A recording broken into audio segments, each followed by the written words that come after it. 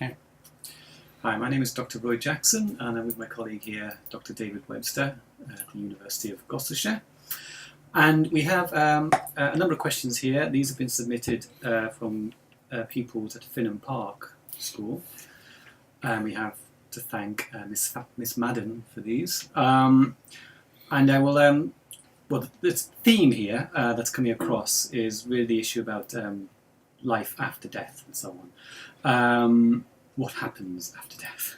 And I suppose one question here is on the issue of NDEs, or near-death experiences. What can we say about near-death experiences? What evidence is there for them? Well, as you'll know, there's a huge amount written about near-death experiences, almost too much written about near-death experiences.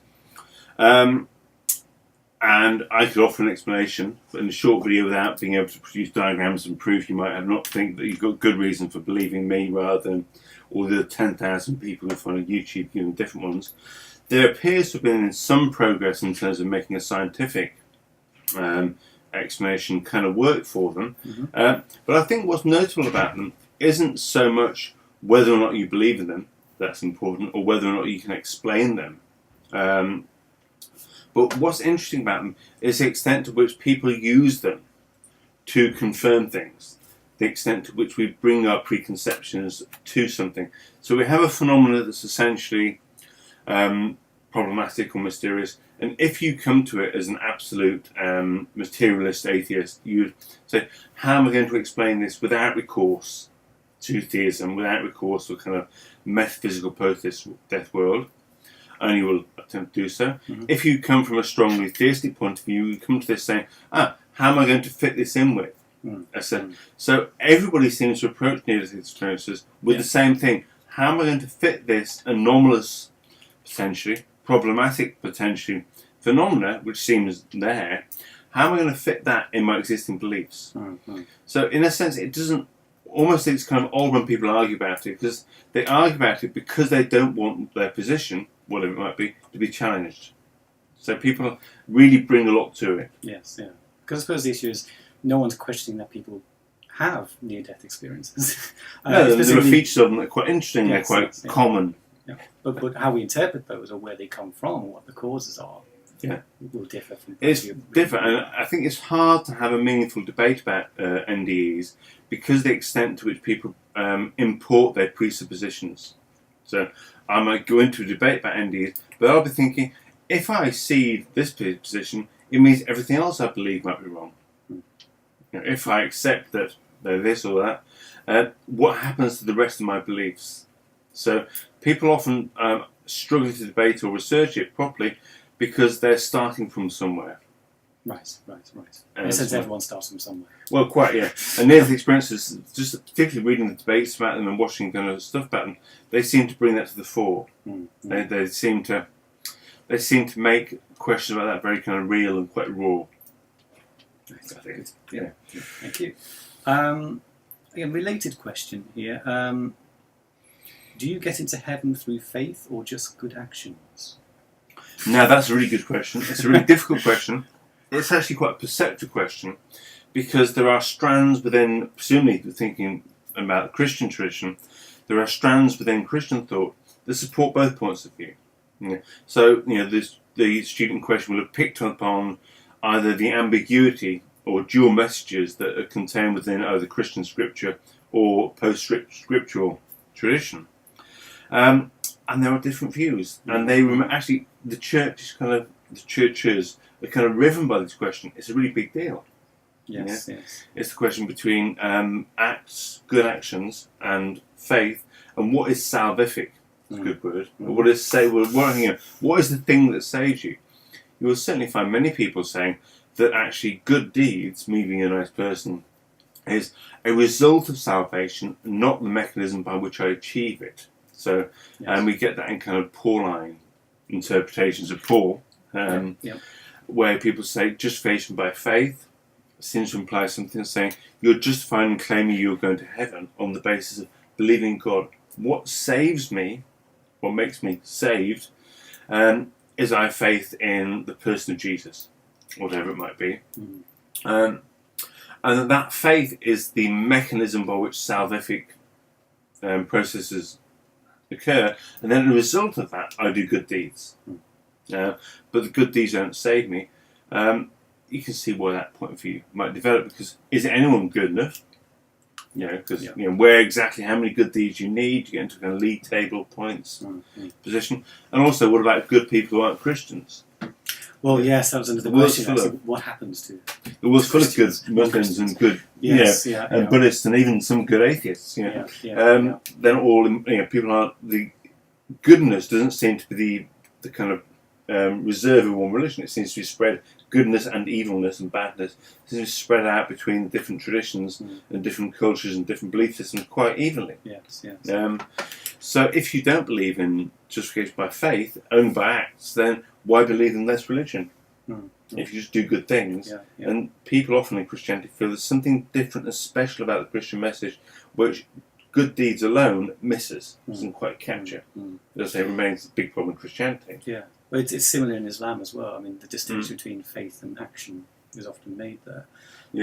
And one view is that only God really knows. So ultimately, for human beings to decide what is a good deed or not, it's hubris for humans to do that. So really, it has to be for God to decide. So actions are irrelevant in that sort of sense. So you aspire towards actions, but faith in God and kind of submission to Allah is the prime concern. Yes. You get quite a lot of that in Islam, the idea that claims to know things like what is good and bad action and therefore know you're saved are really a form of human arrogance. Yes, that's right. Yeah, that's kind of interesting. Yeah. The other thing you mentioned as one of the questions that I didn't answer and ignored, I feel we can come back to, is what is the Christian view of non-Christians? Again, that's remained a real problem for Christians. A long traditional held view has been, well, if you get saved by faith in Jesus and you haven't got faith in Jesus, you're not saved. And therefore you're not admitted to heaven, whatever that means. You either go to hell in a very traditional conservative account of heaven and hell, or you just don't exist. And you're annihilated at the end times when you're found wanting in the final judgment. You are excluded forever from communion with God. Maybe that doesn't mean existing.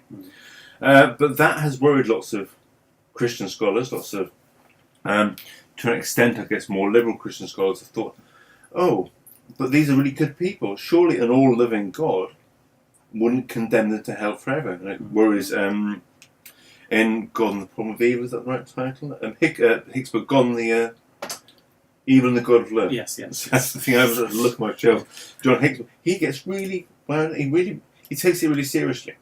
He said, would an all-living God condemn these people to punishment, having lived good lives? It doesn't feel like it can. So you do get other views in Christianity that perhaps actually, one, we can't know, God save who he likes. In that we can't presuppose that. And therefore there might be all kinds of accommodations made or things made. Like so many of these questions, there's going to be more than one answer to these questions, depending upon your perspective, your point of view, etc. Yeah, absolutely. And say in Christianity, theologically, these are some of the issues that are actually cause schism, and of course there to be a need for people like theologians to say, hey, hold on a minute, what does it mean to believe this? What does it mean to believe in life after death? What are we talking about here? Those answers are really quite complicated answers, and I'm afraid can't always be answered well. Good, thank you. There's another, again, related question here. Life after death, rebirth, and so on. And this question asks, in this life, if you are disabled, would you still be disabled if you were reborn? That raises really interesting, problematic set of questions. Disability this is often seen by older people like us as a kind of Glenn Hoddle problem. Some people remember. We remember. Yes. Yeah, some people may not. Teach may remember Glenn Hoddle. It was one of the few times that England managers lost their job for their views on reincarnation rather than their views on everything else. But he suggested that if people were disabled, they were paying for the misdeeds of a previous life. That's really problematic here, and in an age where, quite rightly, we have a much more, a much less blame-focused way of looking at disability. Wasn't really seems acceptable. But then again, it isn't entirely at odds with what you find in, to an extent, reincarnation-based belief. You often think that the situation in which you find yourself at birth and the things that occur to you throughout your life are a result of your past deeds. So there are no, in that phrase we use often in the West, there are no accidents of birth. You know, you say it's not fair picking on me just because my parents are from the Midlands. Everyone's mean to me, and you know, I was born in a poor family. I haven't had the opportunity. Well, that's because you chose to be, because of your past life. So there's that issue where some forms of rebirth, because religion that believe in rebirth, saying if you're disabled, maybe it's a result of past misdeeds, but other people can't judge you because they don't know what they've done in the past that's yet to come to fruition. And you may have also done very good things as well that have yet to come to fruition. Whether or not you carry the disability through. Well, this is the question here. Is probably not, because that is the kind of result of that deed, but your future condition will depend on the result of these deeds. Hinduism says something about it. Buddhism is much more explicit about this and brings it much more to the fore and says that your future actions are the result of what you do. So your future condition is the result of what you do now.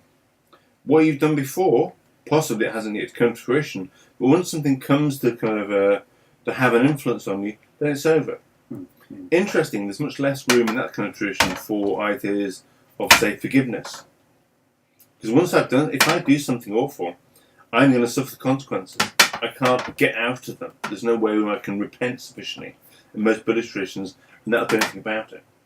It's too you can't late. make it up in some kind of Yeah, it's not like people sometimes think it's like an overdraft. bean counters. Like, you know, I've done 20 bad deeds. If I do 20 plus really good deed, it'll be back on zero again. And the very organic way in which karma and rebirth is seen, particularly in Buddhism, doesn't work like that. I carry out an action and I kind of plant a seed, and that seed comes to fruition at some point. I can plant loads of other good seeds afterwards that'll also come to have an effect, but that bad thing I did will still have an impact. Sure. It's kind of cause and effect and source. So at least you can try and make sure that you plant a lot of good seeds. It's better get busy, I think. Yes. Yeah. Okay, I think that's... Okay, yeah, I think that's interesting. Okay. Okay.